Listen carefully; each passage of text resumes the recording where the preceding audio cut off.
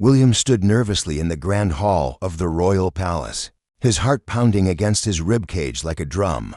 Today was the day he had been preparing for over the past 6 months, his official appointment as the royal ambassador to the Northern Territories. The marble floors gleamed beneath his polished boots, and the golden chandeliers cast warm light across the assembled crowd of nobles, dignitaries, and palace guards. Queen Kylie sat regally on her throne, draped in emerald velvet that complemented her auburn hair, which was styled in an intricate updo adorned with diamonds. She was known throughout the kingdom not only for her wisdom and fair rule, but also for her grace and poise. At 28, she had ruled for 5 years, earning the respect and admiration of her people. William had rehearsed his speech 100 times. He knew every word, every pause, every inflection. As a commoner who had risen through the ranks of diplomatic service, through sheer merit and dedication, this moment represented the pinnacle of his career. His family, farmers from a small village in the countryside, would be watching from the gallery, their faces beaming with pride. The royal announcer's voice boomed through the hall, presenting William Ashford, appointed royal ambassador to the Northern Territories. William stepped forward, his legs feeling like lead. He walked the seemingly endless distance to the throne, acutely aware of hundreds of eyes upon him. He rehearsed the words in his mind one final time. "Your Majesty, I humbly accept this honor and pledge to serve you and the kingdom with unwavering loyalty." He reached the designated spot, exactly 7 paces from the throne, and bowed deeply. When he straightened, he looked up to meet Queen Kylie's warm, encouraging gaze. Her brown eyes sparkled with kindness, and a small smile played at the corners of her lips. "Your Majesty," William began, his voice carrying clearly through the hall, "I humbly accept this honor and pledge to serve you." His mind went blank for a split second. In that moment of panic, he reached for the words he had practiced, but somehow, catastrophically, the wrong ones came out. "My sexy queen." With unwavering loyalty, the silence that followed was deafening. William's eyes widened in horror as he realized what he had just said. The proper address was "Your Serene Majesty," or simply "Your Majesty," but in his nervousness, the words had tangled in his mouth, and instead of "serene," he had said that. For 3 agonizing heartbeats, nobody moved. Then, from the ranks of palace guards lining the walls, a snicker erupted.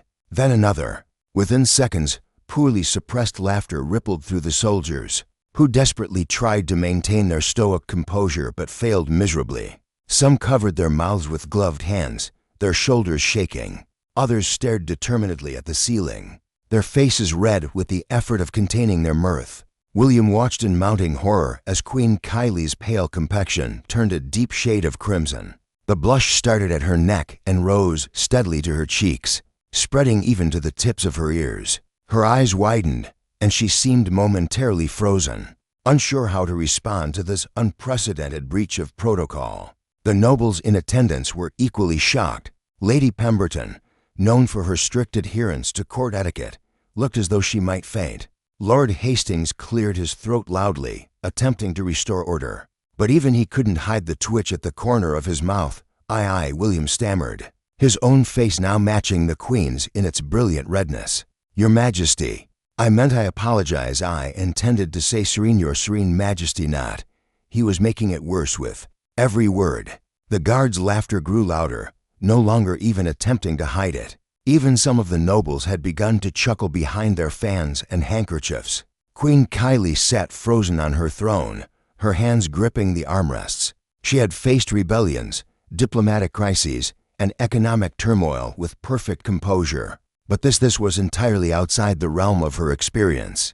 Her carefully maintained royal dignity warred with her mortification. She could feel the heat radiating from her face, and she knew everyone could see her embarrassment.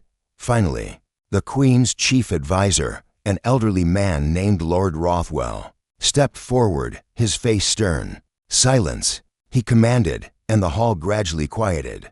Though occasional giggles still escaped from the soldiers, William dropped to his knees. "Your Majesty, please forgive me. It was an accident, a terrible mistake. I have brought dishonor to this ceremony and to myself. I accept whatever punishment you deem appropriate." The hall held its collective breath.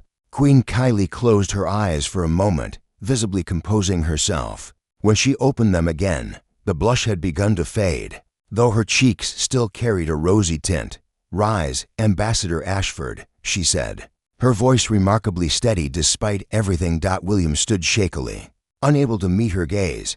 "It appears," the Queen continued, and was there the slightest hint of amusement in her tone, "that we are all reminded today that even in the most formal of circumstances, we remain human, prone to mistakes, to nervousness, and to—" She paused, and her lips twitched almost imperceptibly. Unfortunate slips of the tongue.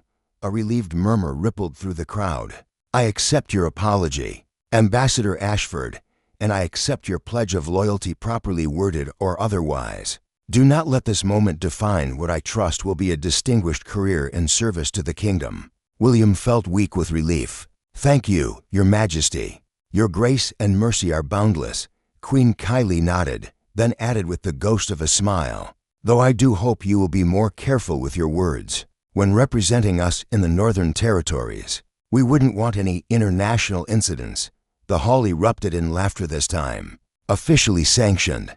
Even William managed a weak smile, though he knew he would never, ever live this down. As the ceremony concluded and William received his official seal and documents, he caught the Queen's eye once more. She gave him a small, knowing smile, her earlier embarrassment transformed into gracious humor. In that moment, William understood why the people loved their Queen, not just for her wisdom or beauty, but for her humanity, and he made a silent vow that he would never, ever confuse his words again.